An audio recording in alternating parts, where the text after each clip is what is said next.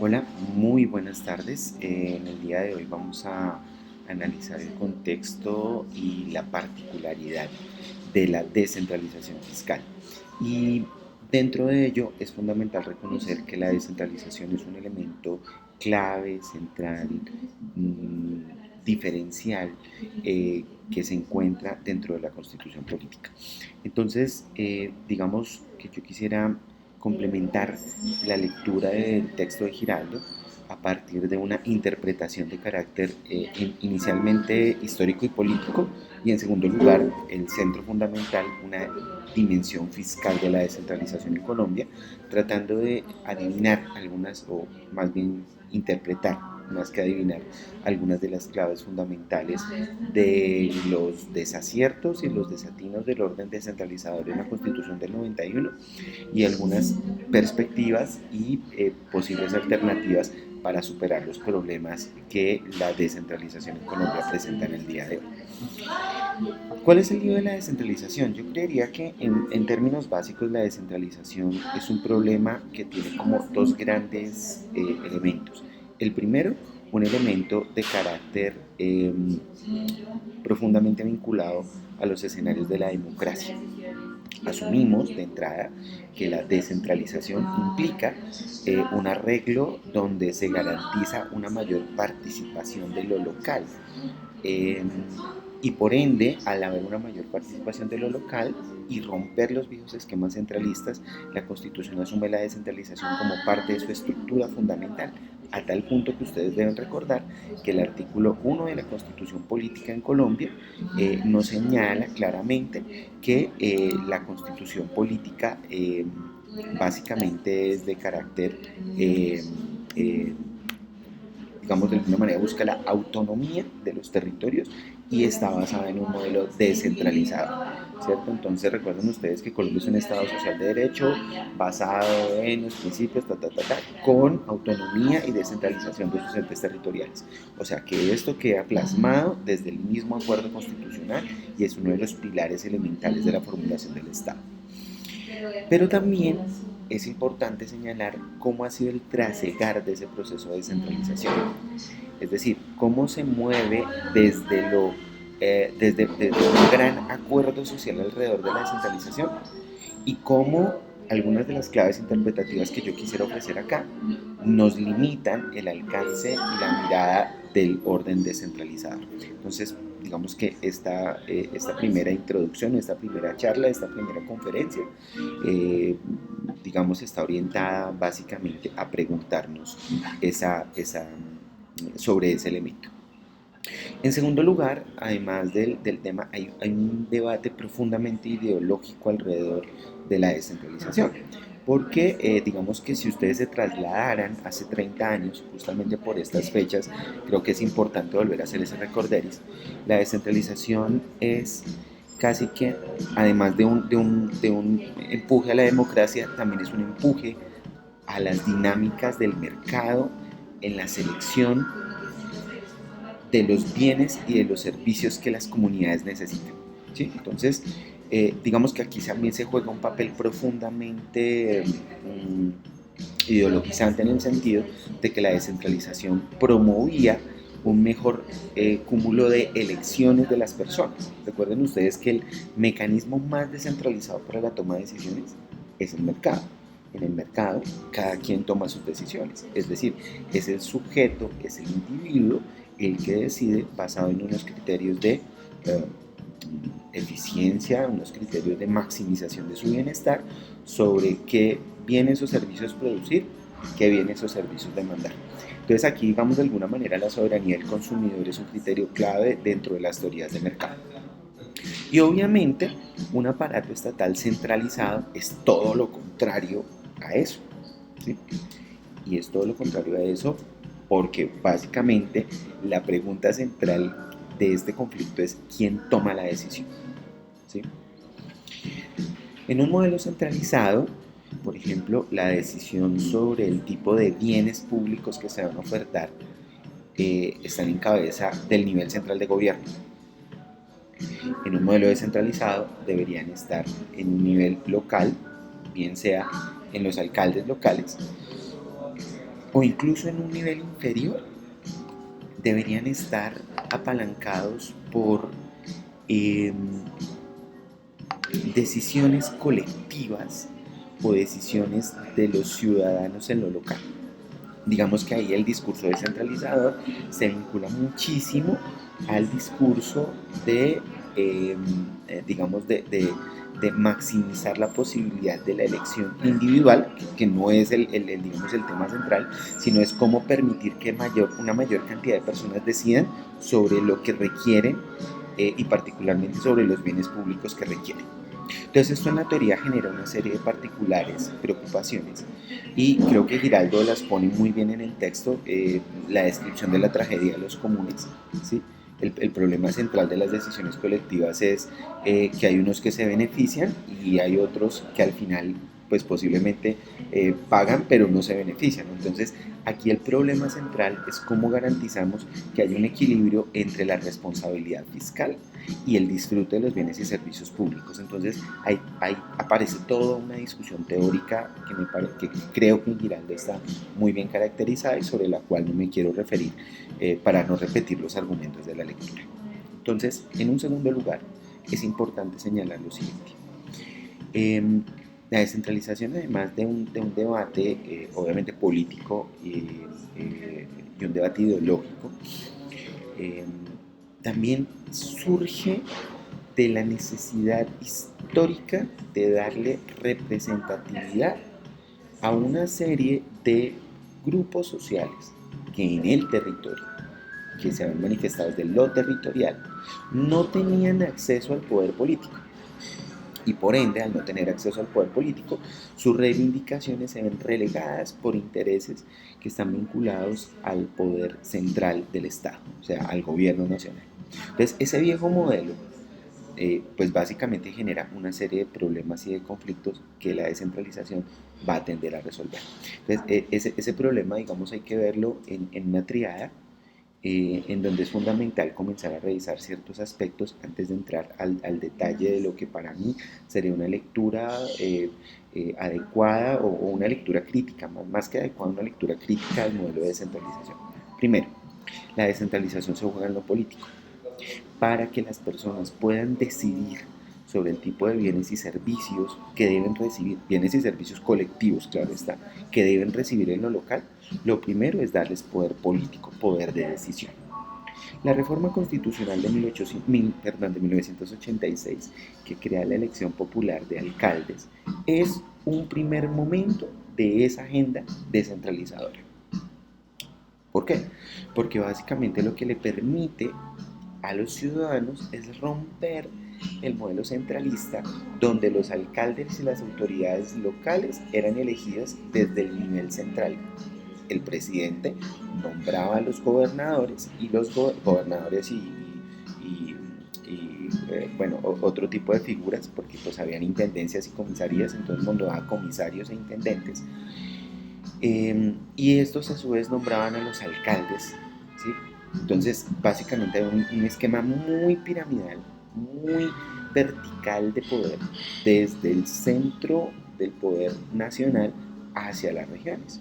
Entonces, aquí había un primer intento por romper ese espinazo centralizador, permitiendo que las elecciones locales de mandatarios y posteriormente pues de otras autoridades, en el caso de Bogotá incluso de ediles y edilesas, pues permitiera la fluidez de las decisiones colectivas. Entonces la gente votaba ya no, mejor dicho, al votar, al poder elegir, fíjense ustedes que nuevamente el concepto de elección está aquí profundamente fundamentado, al poder elegir, lo que las personas hacen es determinar cuáles son los planes de gobierno, o mejor dicho, las ofertas de perfiles de bienes y servicios públicos a dotar en los niveles territoriales, y lo pueden elegir con una ventaja que también está clara en la teoría, es que la información es clave para elegir.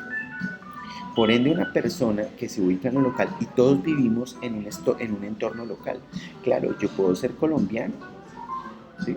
Yo puedo vivir en Cundinamarca o en Bogotá o en Antioquia, pero esos son referentes muy grandes del territorio. Yo en particular, no solamente vivo en Colombia o en Medellín o en Antioquia o en Cundinamarca, sino que yo vivo en una ciudad X, Y o Z dentro de unas condiciones particulares, rurales, urbanas, de entornos espaciales, con unas determinadas dotaciones, eh, tanto económicas como de infraestructura, como culturales. Entonces yo vivo es en un entorno particular y ese entorno particular determina las necesidades que yo tengo, tanto en materia de bienes y servicios de mercado como en materia de bienes y servicios públicos o colectivos. No son las mismas necesidades de infraestructura las que se requieren en Bogotá que las que se requieren en, no sé, en Girardot, como las que se requieren en la Alta Guajira. Y esos entornos son, digamos de alguna manera, digamos cambiantes y difíciles de entender desde un nivel central. Aquí surge esa política perdón, esa política no, la discusión alrededor de quién decide por quién. ¿Sí? ¿Quién decide por quién? ¿Decide usted en lo local cuáles son los bienes y servicios que se deben satisfacer? ¿O decide un burócrata desde el nivel central cuáles son? Obviamente, desde la teoría de mercado, que empapa toda la discusión de la descentralización, por un problema de información, por un problema de eficiencia, por algo que se llama allocation resource, es decir, la colocación de recursos, la eficiencia en la colocación de recursos, es obvio que las decisiones deben tomarse en lo local. ¿Sí? Es el ciudadano el que mejor sabe cuáles son las demandas, las necesidades en su entorno territorial. En segundo lugar, la discusión de territorio en Colombia, básicamente la descentralización, ha tenido una lectura dominante desde lo político-administrativo. Es decir, las decisiones se toman en entornos político-administrativos, llámense nación, departamentos, municipios. Y en algunos casos, por ejemplo, en la creación de subdivisiones en los municipios llamadas comunas o barriadas o localidades. Pero la lectura del territorio es más densa, porque el territorio hay que leerlo desde lo geoespacial, desde lo ambiental, desde lo cultural, y muchas de estas lecturas no han permeado el modelo de descentralización, el cual ha privilegiado una perspectiva político-administrativa. Esto tiene un problema enorme cuando tratamos, por ejemplo, de tomar decisiones de política pública que se ven limitadas por entornos diferentes a lo político-administrativo. Fíjense ustedes los problemas de las corporaciones autónomas regionales. Las corporaciones autónomas regionales son unidades administrativas de lo ambiental que superan las dimensiones tanto de lo departamental como de lo municipal. Entonces eso implica un sistema de gestión que requiere de un elevado nivel de correlación y de cooperación. Entonces eso muchas veces pues no se logra. O cuando hablamos, por ejemplo, de visiones culturales dentro del territorio. Entonces cuando hablamos de poblaciones indígenas, el concepto de población indígena es un concepto profundamente vinculado a lo territorial, pero donde existen una serie de entidades político-administrativas que, digamos de alguna manera, superan en términos de lo elemental esas distribuciones, esas categorías. Y pues muchas de ellas han sido relegadas, ¿no? En ese sentido, la descentralización se acopló para reconocer comunidades político-administrativas, por ejemplo, los resguardos indígenas. Pero hay otras manifestaciones de lo cultural que no han trascendido a ese reconocimiento y representación. Entonces, volvemos. El primer aspecto, lo político, la descentralización política. El segundo entorno es la descentralización administrativa, porque finalmente los bienes y servicios colectivos son prestados por un conjunto de autoridades locales, es decir, autoridades de gobierno que requieren, como toda autoridad de gobierno, no solamente la autoridad, la legitimidad, sino también la capacidad administrativa. Y ahí comienza un segundo problema de la descentralización. ¿De qué depende la capacidad administrativa de los territorios? Depende en buena medida del número, de la calidad, de la formación de los funcionarios en el territorio y de la misma infraestructura administrativa, es decir, la forma en que las entidades territoriales se organizan para especializar y ofrecer los bienes y servicios que la ciudadanía requiere. Y aquí hay un problema que me parece a mí de la mayor atención en el problema de la descentralización.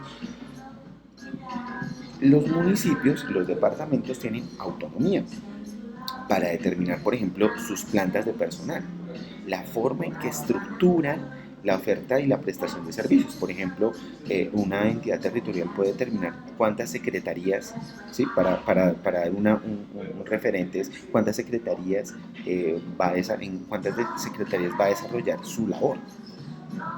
Y en la medida, y eso lo sabemos por un principio de especialización, en que tengan mayor especialización serán más eficientes. ¿Qué encontramos en el discurso descentralizador? Encontramos que en Colombia esa descentralización es, digamos, incipiente. Y es incipiente porque hay una enorme debilidad de las estructuras administrativas en lo local. Y además están muy diferenciadas unas de otras. Eso no es un fenómeno privativo de Colombia, hay que señalarlo claramente, pero digamos que para el caso nuestro sí genera unos problemas de divergencia regional que son muy visibles. Voy a poner el caso.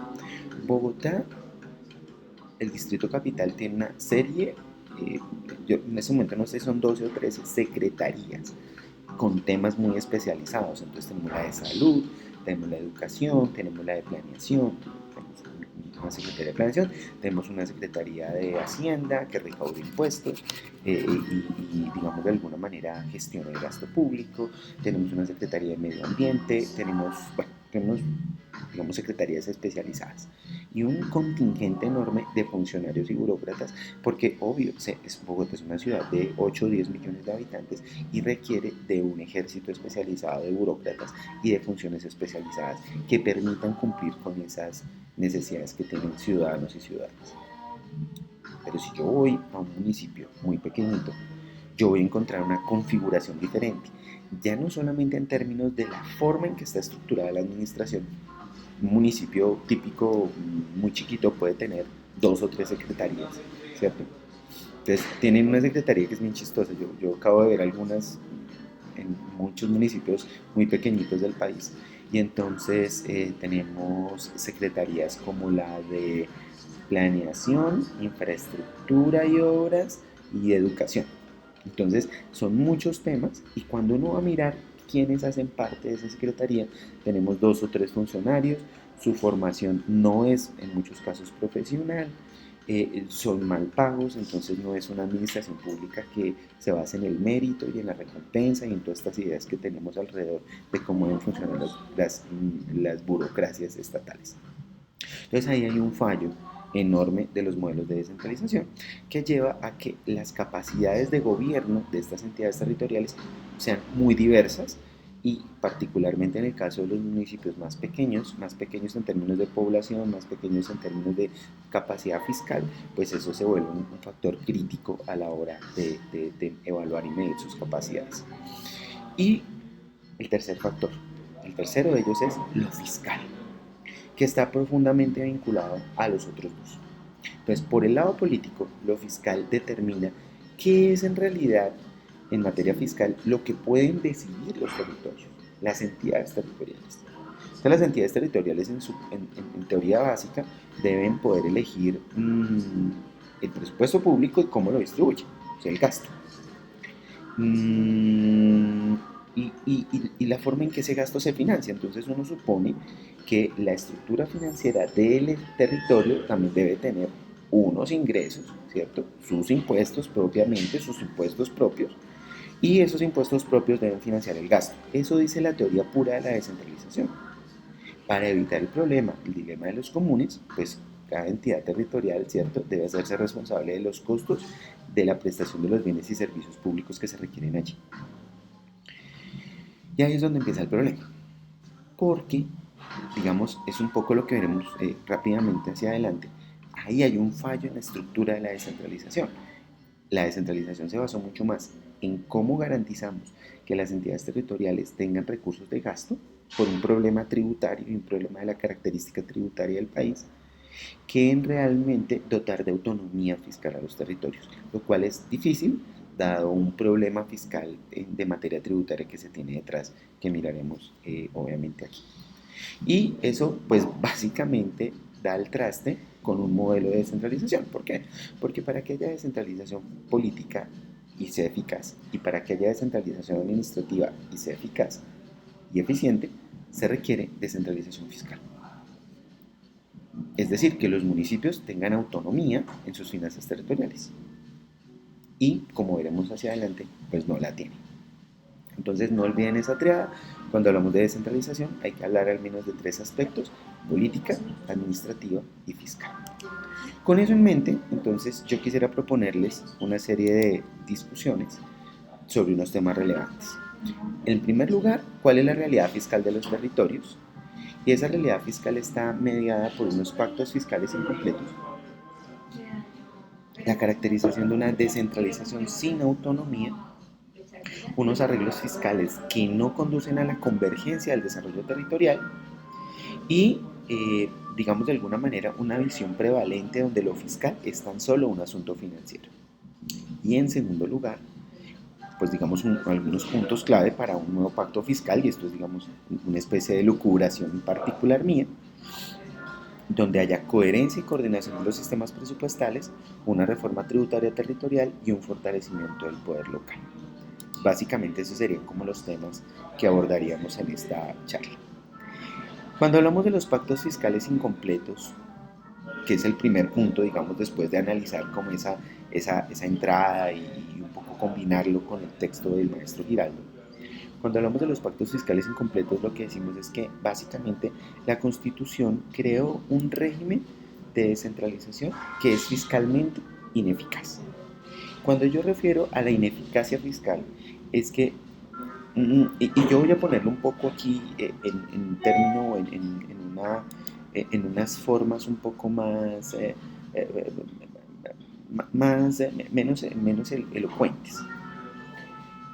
El problema de la autonomía es la capacidad de decidir. Y un ejemplo de ello es que yo no soy realmente mayor de edad hasta que yo no puedo decidir sobre mi entorno. Eso usualmente tiene unas responsabilidades aparejadas. Cuando yo tengo que decidir sobre mi entorno, tengo que mirar cuáles son los límites de mi autonomía, ¿cierto? Usted está en la casa, usted es un menor de edad, y usted se quiere ir de la casa, o usted se quiere ir a una fiesta, ¿sí? Me voy a una fiesta. Y entonces inmediatamente, bueno, a mí me pasaba, no sé ustedes, a mí me pasaba que papá, mamá salían a decir: usted no se manda solo, caballero. Mientras usted viva en esta casa y dentro de estas 4 paredes y bajo este techo, usted no se manda solo. O sea que hay un condicionamiento de la autonomía.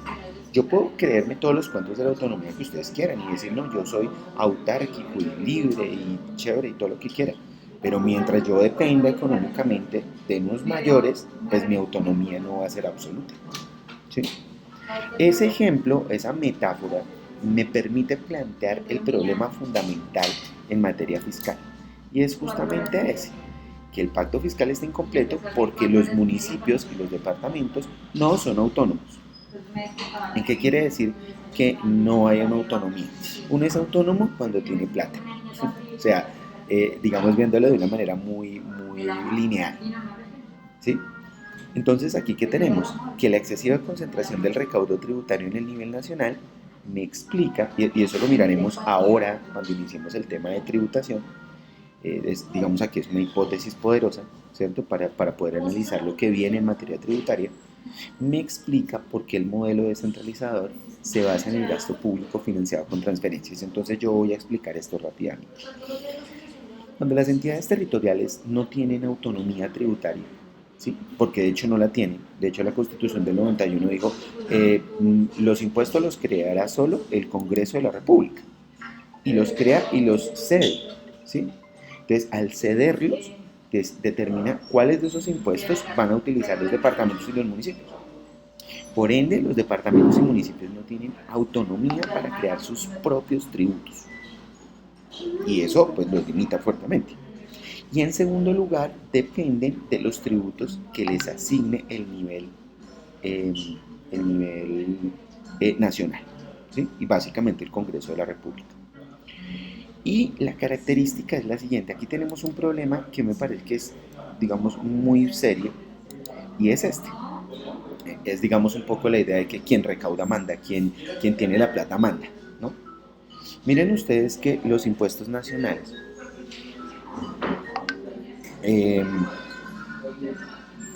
representan el 85% del recaudo, ¿sí? El 85% del recaudo son impuestos nacionales. Del total de impuestos que tiene la nación, del total de impuestos que tiene el Estado, ¿no?, colombiano. Los impuestos municipales recaudan el 11% y los impuestos departamentales el 4%. ¿Listo? Eh, pues básicamente esos son como los órdenes de magnitud de la distribución. Entonces los impuestos departamentales son muy chiquitos, los municipales son pues, relativamente menos chiquitos, pero pues digamos son indudablemente menos importantes que los impuestos del orden nacional, porque es que la nación, el nivel nacional, el nivel central, recauda el 85% de los impuestos. Bien, entonces esto supone que, digamos, este es el principal problema que tiene la descentralización. Es decir, las entidades territoriales no tienen autonomía fiscal porque sus estructuras tributarias son incipientes y por ende dependerán de transferencias del nivel nacional para poder financiar buena parte de sus gastos de funcionamiento, salvo algunas, obviamente algunas que son privilegiadas, Bogotá, Medellín, Barranquilla, etcétera, etcétera, digamos lo que llamamos las grandes entidades territoriales, que son menos del 5% del total de municipios y apenas el 7-8% del total de departamentos, y el resto, que dependen entonces de la nación para su financiamiento. Esto, digamos, de alguna manera en qué se traduce, además de todo, es que hay unos, digamos, en la tributación territorial también tiene un problema, porque hay unos impuestos que están absolutamente sobreconcentrados en pocas entidades territoriales. Noten ustedes que solo Bogotá, si tomamos todos los impuestos del nivel territorial, departamentos y municipios, solamente el recaudo de Bogotá representa el 14% del total del recaudo de todas las entidades territoriales, que como ustedes ven son, digamos, más de 1.200 entidades territoriales, ¿cierto? Incluyendo departamentos y municipios. 31 capitales, o sea, solo las capitales departamentales, todas ellas recaudan el 23,05%. Pero miren la diferencia, o sea, solamente la capital del país recauda 14%, las otras capitales le aportan un poco más del 7-8%, ¿sí?, un 9%, digamos, ¿cierto? Es decir, las otras capitales pues tampoco es que aporten mucho. Los 32 departamentos en general recaudan el 30% del total de impuestos y el resto de municipios, o sea, 1.121 municipios, recaudan el 32% del total de impuestos. Lo que muestra es que además de haber una sobreconcentración en el nivel nacional, en los impuestos territoriales también hay una sobreconcentración. Y esto tiene mucho que ver con la estructura de los impuestos territoriales. Cuando lleguemos a tributación, es decir, a partir del próximo miércoles, pues vamos a estudiar un poco este tema que me parece a mí que es de lo más interesante que podemos ver aquí sobre la forma en que está distribuida la estructura del presupuesto y de los tributos en Colombia. Ahora bien, ¿las entidades territoriales son autónomas? Pues no. ¿Sí? La dependencia de las transferencias en realidad es un obstáculo insalvable para la autonomía de los entes territoriales. Sin autonomía, la democracia local pierde importancia. ¿Por qué? Porque las decisiones políticas pues, se vuelven irrelevantes, ¿cierto? Porque finalmente no se puede decidir sobre el presupuesto, ya miraremos por qué. Y por otro lado, y es un poco lo que también explican Giraldo y los colaboradores de su texto, porque pues tampoco tienen los recursos para del desarrollo de una estructura administrativa poderosa y adecuada, ¿no? Entonces, de alguna manera, casi que se reproducen lo que en teoría fiscal se llama el efecto San Mateo, que miraremos más adelante cuando analicemos en un segundo video las características de la dimensionalidad fiscal digamos, del país, ¿no? Entonces, también esta discusión sobre transferencias tiene mucho que ver con la forma en que esas transferencias se distribuyen y un poco los mecanismos de discusión política alrededor de las mismas. Noten ustedes, por ejemplo, que la mayor parte de los ingresos de los ingresos fiscales de las entidades territoriales son transferencias y aportes, y que los tributos son, pues digamos, comparativamente mucho menores en la composición de su financiación. Esto, insisto, marca un problema enorme en términos de la estructura fiscal del Estado. Ahora bien, pues el sistema de transferencias anula toda autonomía. La Constitución llega como un arreglo mmm, que en cierta medida deja contento a todo el mundo. Hace 30 años llegamos al acuerdo, digamos, hay como dos momentos, ¿no? Hay una idea muy profunda de una democratización de la sociedad y un fortalecimiento del poder local, eso es claro, y eso interesaba a actores que hoy pensamos que son muy disímiles, pero que en la Constitución del 91 tenían sinergias muy claras y muy poderosas. Entonces, el sistema de transferencia define, digamos, se basa en esa contradicción. Primero, unos sectores que querían una profundísima democratización y fortalecimiento del poder local, y que los presupuestos se dijeran en lo local, y que, digamos, una buena parte del presupuesto público se definiera en lo local. Pues una idea utópica y que estaba en cabeza de muchos actores, tanto ideólogos neoliberales, reformadores neoliberales, que en aquel momento pues básicamente eran como la escuela innovadora, y digamos quienes representaban las ideas para transformar los viejos vicios del Estado centralista. Grupos armados, alzados en armas, que se habían vinculado a la sociedad a través de los acuerdos de paz de finales de los años 80, y digamos sectores muy particulares de sectores étnicos que también estaban de acuerdo en esa idea. Y por el otro lado también había una contracorriente, ¿vale?, centralista, que obviamente defendía el statu quo, ¿sí? Bueno, entonces, pues digamos, ese sector centralista, ese sector que se oponía, digamos, a darle mayor poder a lo local, estaba representado, digamos, por una parte de la sociedad tradicional, y estaba encarnado en los partidos políticos tradicionales, liberal y conservador. Digamos que ellos trataban de mantener el poder centralizado, porque como diría Darío Echandía, el poder está donde se tome la decisión del presupuesto. Entonces, donde se toma la decisión del presupuesto, usted tiene el poder. Entonces, los directorios de los viejos partidos liberales y conservadores también pujaron para que hubiera como una mixtura. El arreglo fue que hubiera transferencias descentralizadas o a las entidades territoriales, pero que se definieran bajo una regla constitucional.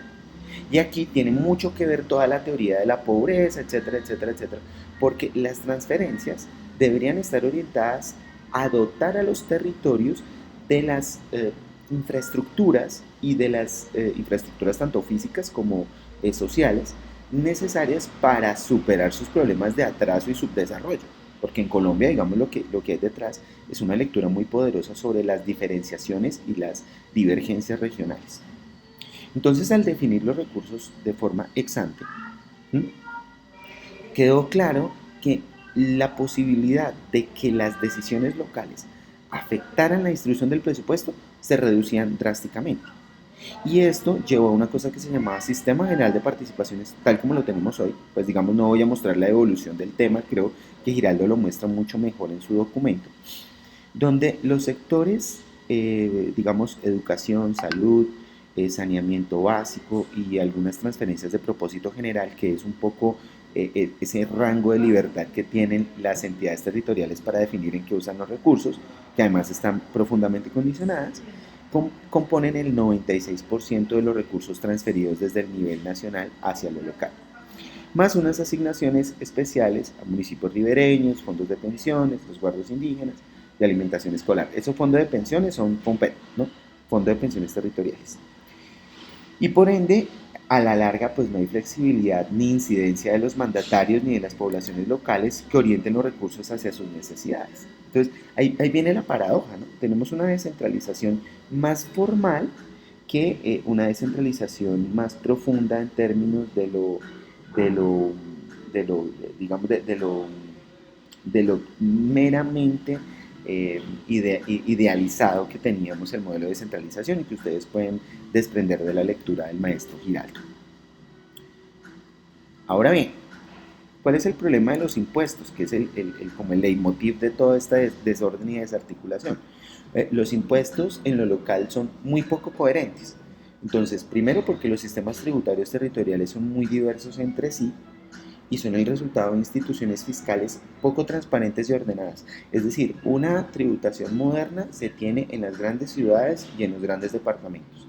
En los entes territoriales más chicos, de medianos a chicos, pues ahí ya no hay nada de eso. Hay impuestos improvisados, no porque los impuestos en sí mismos sean improvisados, sino porque su implementación es antitécnica y poco productiva. Piensen ustedes, por ejemplo, en los impuestos en las sobretasas, por ejemplo, de la gasolina, o piensen ustedes en los prediales. Los prediales tienen un problema enorme que estudiaremos cuando vayamos a la dimensión tributaria.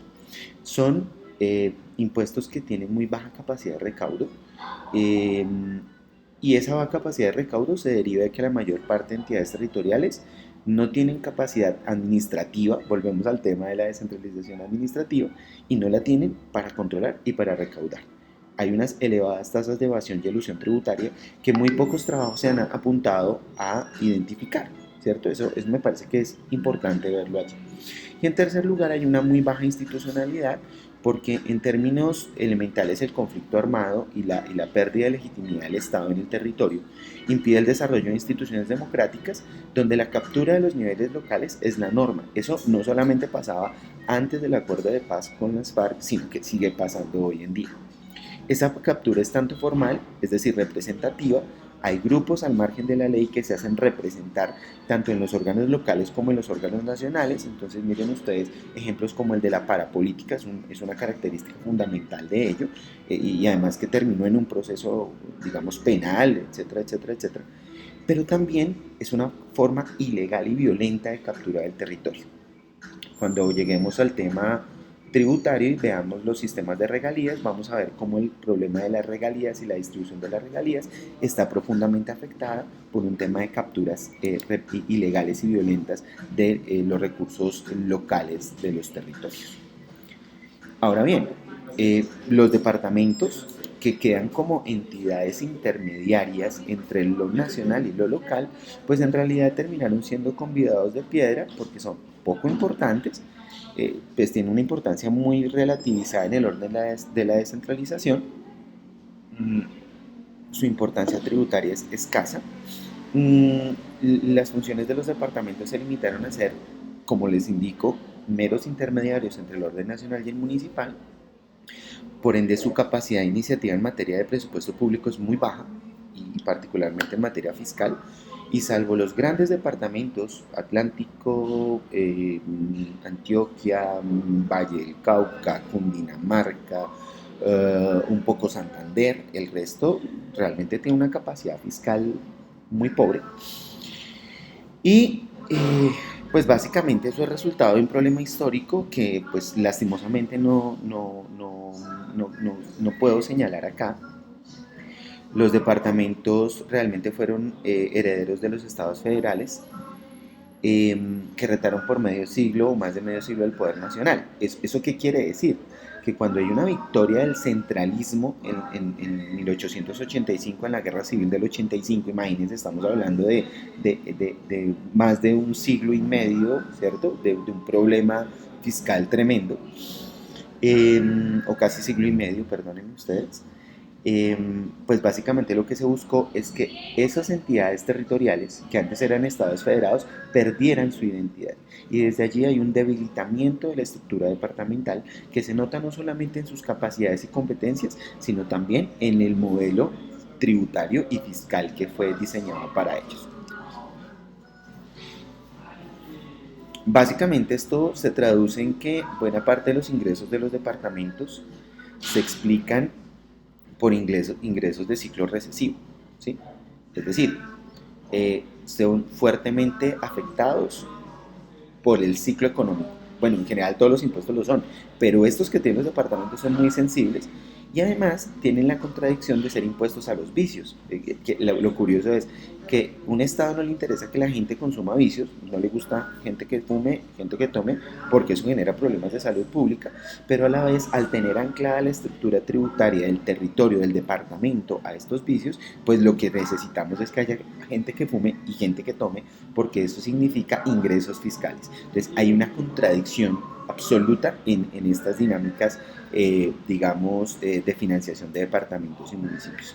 Y son impuestos, sobre todo departamentos, perdónenme ustedes, estos son impuestos que son marginalmente poco productivos y generan externalidades negativas. Entonces fíjense que la mayor parte son alcohol, cigarrillo y tabacos, y pues otros ingresos menores no tienen tanta importancia.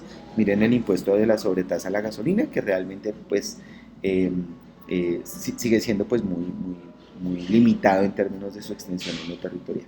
Impuestos como el de registro y anotación, bueno, aquí hay toda una serie de discusiones que vamos a abordar en el tema tributario. En, en lo municipal ya habíamos señalado el tema de la concentración. Pocos impuestos recaudan mucho, ¿cierto? 2 o 3 impuestos recaudan mucho, y muchos impuestos hacen aportes marginales. Entonces, Bogotá y Medellín, el ICA y el predial recaudan el 73% del total de impuestos. O sea, eso es una cuestión enorme, ¿no? Y el resto lo pone vehículos. Así que los otros impuestos que están allí, ya en tributación analizaremos cuáles son, pues representan muy poco en el recaudo. Hay evasión, elusión y captura, sobre todo en las entidades territoriales más pequeñas. La baja capacidad institucional y la captura de las decisiones tributarias hace que las bases tributarias se desactualicen. Por ejemplo, sobre los impuestos prediales. Los impuestos prediales son muy poquitos en las entidades territoriales más pequeñas, pero no porque las tierras no valgan, sino por el contrario, pueden ser tierras muy bien valoradas, muy bien posicionadas en términos de sus dotaciones naturales y en sus dotaciones de infraestructura, pero por una captura del poder local, básicamente de los terratenientes, ¿cierto? Se cobran impuestos, digamos, prediales rurales muy bajitos, muy pequeñitos. Las tarifas seleccionadas usualmente son las más bajas y se generan incentivos tributarios sin ningún tipo de control. Pues, en eso, pues básicamente hemos estudiado relativamente muy poco. Hay estudios importantes, pero sobre el tema hemos estudiado muy poco. Los sistemas tributarios territoriales han sido muy poco estudiados a diferencia del sistema tributario nacional. Pero digamos, eso es un debate que analizaremos a partir del día miércoles. Y es claro que buena parte de los ingresos de los municipios se explican por los gravámenes de industria y comercio y predial, los cuales son altamente sensibles al nivel de desarrollo, ¿cierto? Es básicamente eso. La descentralización no ha permitido hacer convergencia. El resultado de esto es que la descentralización no ha permitido hacer convergencia en el desarrollo, de tal manera que las regiones menos desarrolladas no han despegado como consecuencia del modelo de descentralización. Uno suponía, y eso es un poco lo que está en el texto de Giraldo, que las entidades territoriales al tener autonomía iban a hacer decisiones o a tomar decisiones más eficientes y iban a poder competir, ¿cierto? Y desarrollar sus componentes de competitividad y poder desarrollarse mejor unas a otras. Lo que ha pasado en Colombia es que la descentralización no ha llevado a una convergencia en el desarrollo, sino a una ampliación de las brechas en el desarrollo. De tal manera que los territorios más desarrollados, hoy, 30 años después de la Constitución del 91, en relación con los menos desarrollados, tienen una brecha mucho más grande. Por ejemplo, los antiguos territorios nacionales, el Pacífico y las zonas altas del Caribe, adicional al preocupante retroceso de Córdoba, que era un nodo de desarrollo y que ha retrocedido drásticamente, hoy son relativamente menos desarrollados que hace 30 años. Entonces, aquí hay toda una discusión alrededor de lo que significa desarrollo, de cómo mostrar la convergencia. Esto es un tema que me parece importante porque es el resultado o la consecuencia no deseada del modelo descentralizador. Ahora bien, damas y caballeros, es importante señalar que es necesario un cambio de rumbo. Yo voy a poner unas cosas acá en el trabajo. Yo quisiera que ustedes pudieran poner otras adicionales y me parece importante que retomen la discusión de ambos temas y lo puedan condensar y hacer coherente. Pero yo quisiera señalar algunas de esas reformas necesarias.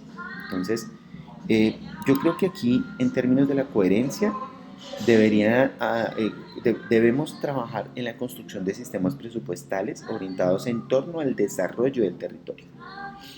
Por el momento, con recursos de transferencias, tanto del Sistema General de Participaciones como del Sistema General de Regalías, y digo transferencias porque en algún momento voy a señalar que el Sistema General de Regalías constituye una transferencia al nivel nacional por la forma en que estructuramos el modelo, donde los proyectos requieren un mejor seguimiento, los proyectos de inversión para el desarrollo requieren un mayor seguimiento y se deben fortalecer a los entes territoriales para que tengan mayores capacidades administrativas, que es clave hacerlo en ese sentido.